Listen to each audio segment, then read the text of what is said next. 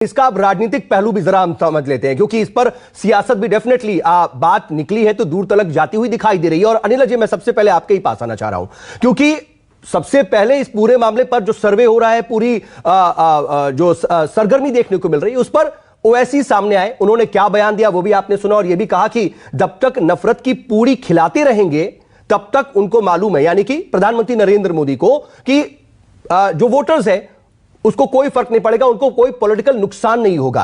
क्या वाकई इस पूरे मामले को कहीं ना कहीं पीछे से बीजेपी हवा दे रही है? ओवैसी की बात को आप किस तरह रिएक्ट करेंगे उस पर? मेरी सबको राम राम। और सबसे पहले तो हमें एक चीज ये समझ लेनी चाहिए कि भारतवर्ष में जो हिंदू हैं उनकी आइडेंटिटी भारतीय जनता पार्टी और आरएसएस के अलावा भी है।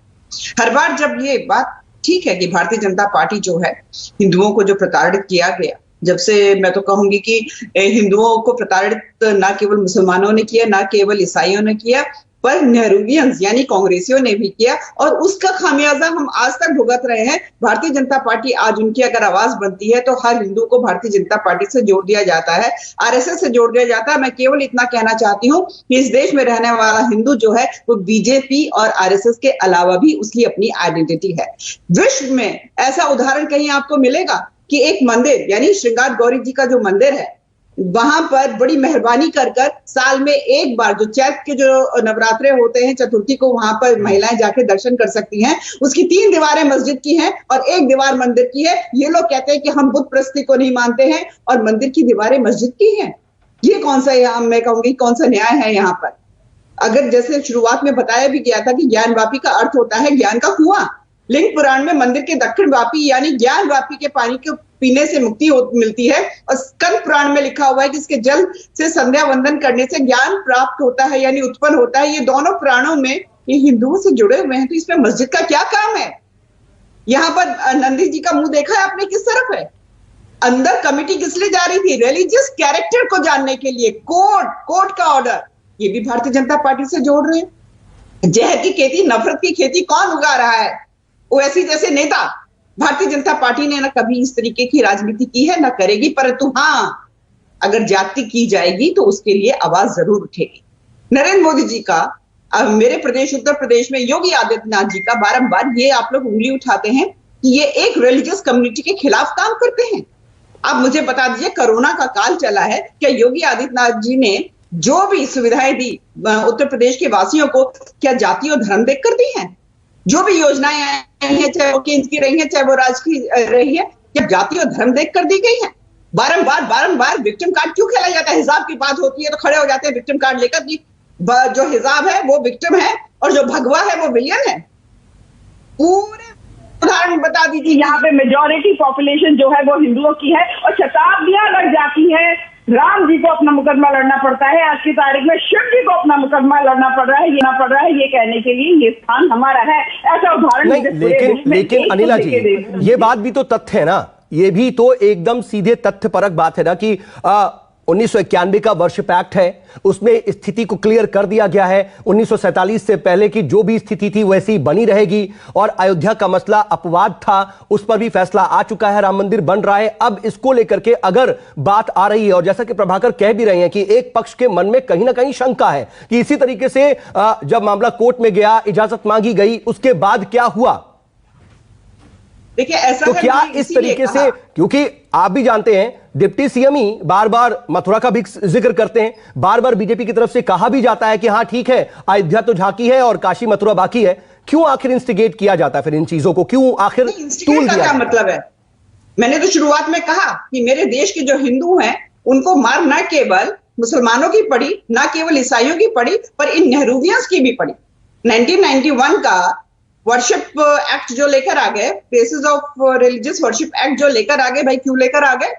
हाँ, आप क्यों नहीं तारीख तय करते हैं? जब मोहम्मद गौरी ने आकर यहाँ हमले कर और मंदिर तोड़ने की शुरुआत कर दी थी, तब तारीख क्यों नहीं तय होनी चाहिए?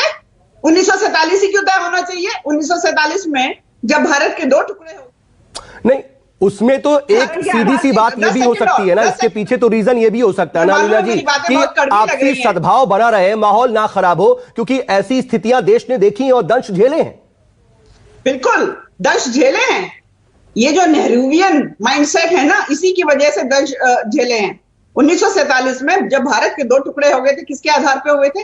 धर्म के आधार पे हुए थे। 11 अक्टूबर 1947 जिन्ना साहब ने कहा कि ठीक है, धर्म के आधार पर आप ऐसा करते हैं। ना हो ये आप भी तो चाहेंगे ना। आप मुझे टोक इसलिए रहे हैं, मैं सत्यता बता रही हूँ। मैं टोक नहीं रहा। 11 अक्टूबर 1947 जिन्ना ने कहा कि अब ऐसा है कि धर्म के अनुसार जो बचे हुए लोग हैं अपने अपने देश चले जाएं।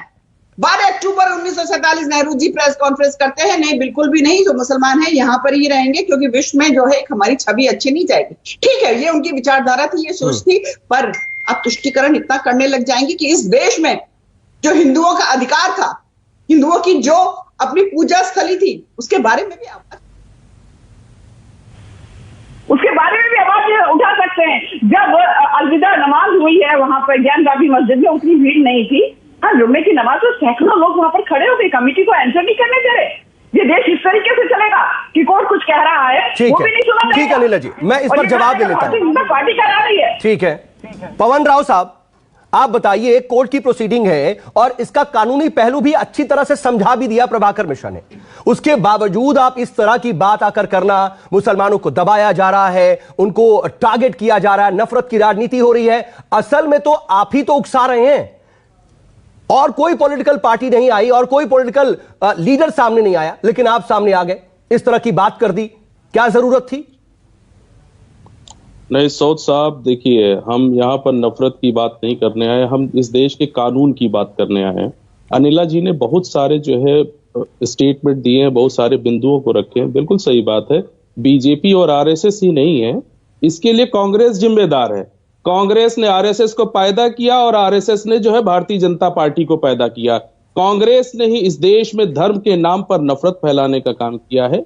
ये अनिला जी को समझना चाहिए। नेहरूवियन को जो बात कह रहे हैं, आपको धन्यवाद करना चाहिए नेहरू साहब और कांग्रेस को कि उन्होंने आरएसएस को जन्म दिया और जिसके विचारधारा के आधार पर आप इस देश में धर्म के नाम पर नफरत फैलाने का काम कर रहे हैं। दूसरे मुद्दे पर आते हैं, कानून की बात कही अनिला जी ने जो है 1991 का जो एक्ट है।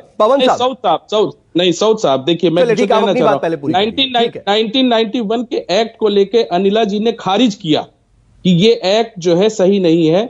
यही हम बताना चाह रहे हैं। इन लोगों की जो मानसिकता है, अनिला जी जिस विचारधारा को फॉलो करती हैं, उनकी मानसिकता है कि इस देश में संविधान का राज ना हो, इस देश में धार्मिक आस्थाओं का राज हो। दूसरी बात, एक बात प्रभाकर साहब ने कही है, प्रभाकर साहब ने कहा है कि ज्ञानवापी मस्जिद इस एक्ट के तहत आएगी या नहीं आएगी। मैं ये कहना चाह रहा हूं कि आप पहले इसका जो है पुनरीक्षण करें और 1947 से पहले ज्ञानवापी मस्जिद मौजूद थी, क्योंकि 1669 उसका स्वरूप क्या था पवन साहब? नहीं, ठीक है, मैं आ रहा हूं। प्रभाकर भी कुछ पूछना चाह रहे हैं अनिला जी से, लेकिन प्रभाकर साहब ने आप 1947 से पहले वजूद में थी या नहीं उसकी बात नहीं हो रही है, उस वक्त उसका स्वरूप क्या था वहां की बात हो रही है। वो तो सीधे कह रहे हैं, उस पर ही तो सर्वे हो रहा है। नहीं, वही मैं कह रहा हूं। प्रभाकर साहब ने एक बात कही है कि सुप्रीम कोर्ट से चूक हुई है। चूक हुई है, किस विषय पर चूक हुई है? 1990 एक्ट, चूक की भी बात उन्होंने नहीं कही, उन्होंने नहीं कही है। ये आप ऑन रिकॉर्ड सुनिए, उन्होंने कहा कि मैंने पूरी तरह से सुना भी है, हम प्रभाकर को भी इसमें शामिल कर लेंगे, प्रभाकर भी हमारे साथ जुड़े हुए हैं, लेकिन उन्होंने ये नहीं कहा कि सुप्रीम कोर्ट से चूक हो गई। ये देश कानून से चलेगा, वो वर्ड यहां पर सही नहीं है। कह रहा हूं कि ओवैसी साहब ने जो स्टेटमेंट कहा है कि किस आधार पर जो कोर्ट ने आदेश दिया है कि यहां पर सर्वे होना चाहिए, सर्वे किस चीज का सर्वे होना चाहिए, सर्वे किस आधार पर होना चाहिए, क्या वो सुप्रीम कोर्ट की गाइडलाइंस को नहीं मानेंगे कि 1991 का जो एक्ट है वो basic structure of the constitution है? ये बात सुप्रीम कोर्ट ने कही है, तो इस चीज को फॉलो करना चाहिए। एक चीज और मैं कहूंगा, आर्कियोलॉजिकल सर्वे ऑफ इंडिया का जो national policy of conservation of monuments है, उसको लेकर के क्या गाइडलाइंस फॉलो की गई हैं, इस पर भी विचार होना चाहिए। लेकिन पवन साहब, बड़ी अच्छी बात कह रहे हैं आप, बड़े लॉजिकल पॉइंट्स रख रहे हैं, लेकिन यही तो मैं आपसे पूछ रहा हूं कि ये लॉजिकल पॉइंट्स अपनी बातों में ओवैसी साहब क्यों नहीं रखते? नफरत की राजनीति की बात करते हैं, मुसलमानों को टारगेट किए जाने की बात करते हैं, उन्हें दबाने की बात करते हैं, क्यों उकसा? ऐसा लग रहा है कि क्यों वो एक कम्युनिटी को सीधे सीधे एड्रेस करके उन्हें उकसा रहे हैं। एड्रेस हम उकसा नहीं रहे, हम इस देश को बता रहे हैं कि पिछले 1 महीने से ज्यादा वक्त हो चुका है, धर्म के नाम पर, कभी हिजाब के नाम पर, कभी अजान के नाम पर, कभी हलाल के नाम पर, इतने विषय उठाए गए हैं, ये क्या धार्मिक उन्माद और धार्मिक कट्टरता को फैलाने के लिए नहीं कहे गए हैं। ये हम कह रहे हैं कि इस देश में संविधान का राज है, या जो लोग मनमर्जी से तलवारें उठा लेंगे हिजाब के नाम पर, किन लोगों को अधिकार दिए गए? उन लोगों को, वो जो भीड़ आई थी, क्या किसने अधिकार दिया था कि एक लड़की का तलवारों के साथ और जिस तरह से विरोध किया गया, गलत शब्दों का इस्तेमाल किया गया है, उनको ये अधिकार बिल कहां से रहे? किसका जिक्र कर रहे हैं आप? को इसकी जांच नहीं करनी चाहिए? नहीं, जो सत्यता है इस देश की, हम वो बताना चाह रहे हैं। हाँ, हम इस देश की सत्यता बताना चाह रहे हैं कि इस देश में अभी जो रंजन साहब ने बहुत अच्छी बात की, ये तो दोनों तरफ है ना, दोनों तरफ है ना। अभी ताजा उदाहरण आप देख लीजिए, किस तरीके से एक हिंदू युवक का कत्ल सिर्फ इसलिए कर दिया जाता है क्योंकि उसने एक मुस्लिम महिला से शादी कर ली, कत्ल का अधिकार दे दिया जाता है उस पर। ठीक है, आपके नेता ने कंडेम किया, मैं मानता हूं। नहीं, कत्ल हम कंडेम करते हैं। दूसरी बात है, आप इसको धर्म के आधार पर मत जोड़िए। ये एक आप ही तो लेकर के आ रहे हैं, आप ही तो इस पूरे सर्वे पर आप कानूनी प्रक्रिया पर सवाल उठा रहे हैं, इसमें धर्म का एंगल लेकर के आ रहे हैं, राजनीति भी ला रहे हैं, कह रहे हैं कि इसके पीछे बीजेपी है। मैं आऊंगा पवन साहब मैं आ रहा हूं, वक्त दिया आपके पास, आपको वक्त दिया मैंने। अजीज भाई, मैं आपके पास आ रहा हूं, लेकिन प्रभाकर कुछ अपना सवाल रखना चाह रहे हैं अनिला जी से। प्रभाकर, आप क्या पूछना चाह रहे हैं? दो बातें बस कहनी है। एक बात तो ये कि जो कंट्राडिक्शन की बात हो रही है कि प्लेसेज ऑफ वर्शिप एक्ट होने के बावजूद भी कोर्ट ने आदेश कैसे दे दिया कि वहाँ पर सर्वे किया जाए। बेसिकली भले ही वहाँ जो चरित्र है उसका वो चरित्र बरकरार रहेगा, लेकिन उस चरित्र में ये है कि साल में एक बार इजाज़त दी जाती है।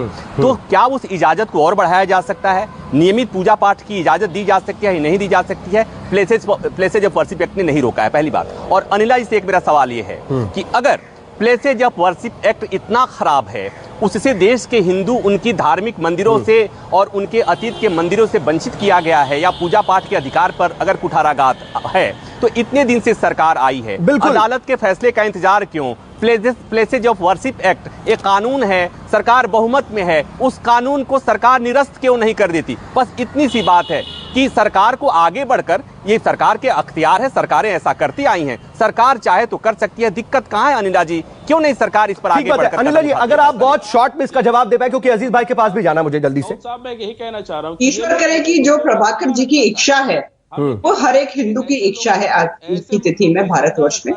मैं तो कहती हूँ ईश्वर इस इच्छा को जल्द जल्द पूर्ण करे, क्योंकि हिंदुओं के साथ जाति तो हुई है। आर्टिकल 14 की दुहाई देते हैं और 80% एक सेकंड बदलाव करने जा रहे हैं, इसे निरस्त करने जा रहे हैं।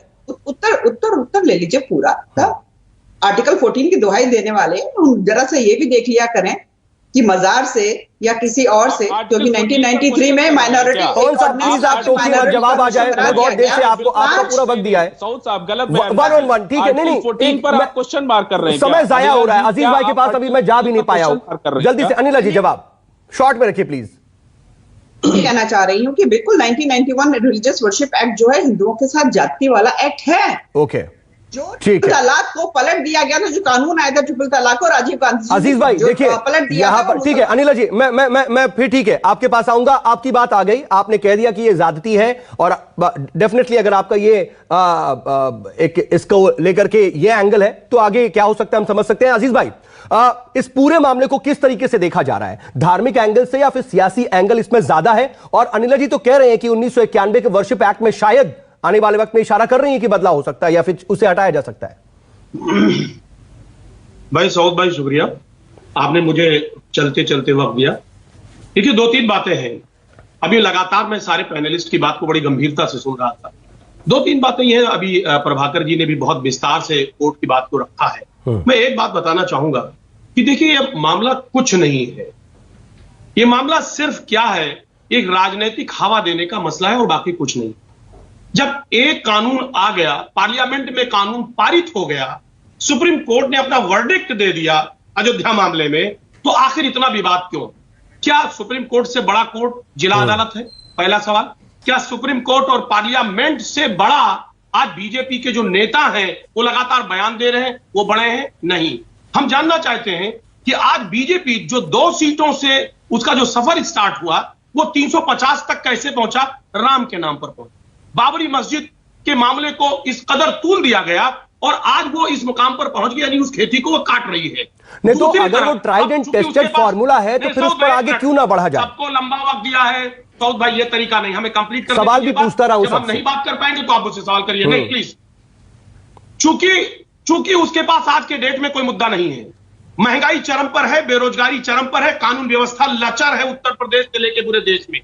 अब कहीं ना कहीं वो बैकफुटर है, बैकफुट पर है बीजेपी। तो ऐसी स्थिति में लोग सवाल ना करें तो वो बात तो वही हो गई ना अजीज भाई, जो ओवैसी साहब कह रहे हैं कि अरे सऊद भाई, अब आप खुद ही जवाब दे रहे हैं तो बात क्या रह गई? आप प्लीज मुझे 20 सेकंड तो कंप्लीट कीजिए। नहीं मैं आपको टाइम दे रहा हूं। नहीं है ना, नहीं प्लीज आप सवाल करें, लेकिन बात कंप्लीट होने दें। वो चाहती अगले 100 साल तक इस देश में बीजेपी से कोई सवाल ना करे और बीजेपी हुकूमत में रहे, लोगों में कत्लेआम हो जाए, भाई को भाई से जुदा करना चाहती है, पड़ोसी से पड़ोसी को जुदा करना चाहती है। वो अमन और शांति की बात नहीं करना चाहती। जब एक अमन और शांति से लोग उसमें नमाज पढ़ रहे हैं, पूजा पाठ हो रहा है, सारी चीजें बरकरार है, तो आखिर ऐसी स्थिति पैदा करने की क्या जरूरत है? पहली बात। दूसरी बात, एक वर्षिप एक्ट आ गया। दूसरी बात, हम जानना चाहते हैं अभी जो सर्वे हुआ, जो सर्वे की बात हो रही थी, उसमें इतना हू हल्ला क्यों? जब उसमें कोर्ट का सीधा निर्देश था कि सर मेरी बात सुने कि मस्जिद परिसर का वीडियोग्राफी हो, ऑर्डर आप देख लीजिए, तो फिर मस्जिद के अंदर जाने की जरूरत क्या है? जाहिर सी बात है विवाद को उत्पन्न करने का। ठीक है आशीष भाई, मैं इस पर फाइनल कमेंट ले लेता हूं। अब राजीव मैं आपके पास आ रहा हूं। अजीज साहब दो बातें कह रहे हैं कि 100 साल तक बीजेपी रहे, वो राज करना चाहती है, तो इसमें क्या दिक्कत है? वो अपनी तरफ से ट्राइड एंड टेस्टेड फॉर्मूला अपना रही है, वहीं दूसरी तरफ धर्म के नाम पर बांटने या तोड़ने की भी बात कर रहे हैं।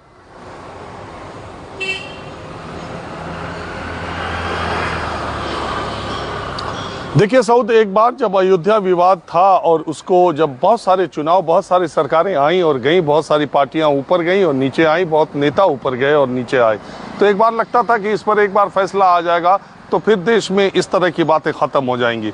लेकिन उसके फैसला आने के बाद ये बातें और तेजी से बढ़ रही हैं, यही दुर्भाग्य है। दूसरी बात यह है कि अगर आप देखें, एक परसेप्शन की बात होती है, पिछले 2-3 साल के घटनाक्रम को अगर आप देखते चलेंगे तो निश्चित तौर पर जो अयोध्या विवाद में राम मंदिर के पक्ष में फैसला आया तो देश के मुसलमानों को निराशा हाथ लगी होगी, लेकिन कहीं भी इस पूरे के पूरे फैसला आने के बाद पूरे देश में मेरी बात को सब लोग सहमत होंगे कि पूरे देश में इस फैसले को मुस्लिम पक्ष ने स्वीकार किया। और इस तरह की जब चीजें आती हैं तो कहीं ना कहीं उस पक्ष को ऐसा लगता है कि कहीं ऐसा तो नहीं है कि ये जानबूझ करके उनके खिलाफ लगातार, पहले बाबरी मस्जिद हुआ, फिर अजान का मसला हुआ, लाउड स्पीकर धीरे कराया गया, अब ज्ञान वापी, कभी डिप्टी सीएम का मथुरा की बात करते हैं, कभी शमशान कब्रिस्तान की बात होती है, कभी दिवाली रमजान की बात होती है। तो एक मन में बात आती है, लेकिन इसका मतलब ये भी नहीं है कि आपके मन में आने की वजह से आप अदालत की कार्रवाई में कहीं बाधा उत्पन्न करेंगे। ये कोर्ट का केस है, कोर्ट का कानून चलेगा ही चलेगा। ऐसा नहीं है कि कोर्ट किसी को मैं रोक रहा हूं क्योंकि वक्त बिल्कुल इजाजत नहीं दे रहा और आप भीड़ और नारे लगातार ब्रेक के लिए कहा जा रहा है। कुल मिलाकर के बात इतनी है कि कानूनी प्रक्रिया का पालन होना चाहिए और ज्यादा से ज्यादा कोशिश ये हो कि इसमें सियासत कहीं ना हो और सियासत इससे दूर ही रहे। अनिला जी, अजीज भाई और पवन साहब, आपका बहुत बहुत शुक्रिया जुड़ने के लिए। राजीव आपका भी, प्रभाकर आपका भी और अमिताभ आपका भी बहुत शुक्रिया तमाम जानकारी के लिए। वक्त एक बहुत छोटे से ब्रेक का चला है। आज फिलहाल ब्रेकिंग विद एजेंडा में इतना ही। नमस्कार, मैं हूं मानक गुप्ता। अगर आपको हमारा ये वीडियो पसंद आया हो तो इसे लाइक और शेयर जरूर करें और हां, हमें सब्सक्राइब और फॉलो करना ना भूलें ताकि आप देश और दुनिया की कोई खबर मिस ना करें। तो जुड़े रहिए हमारे साथ और देखते रहिए न्यूज़ 24।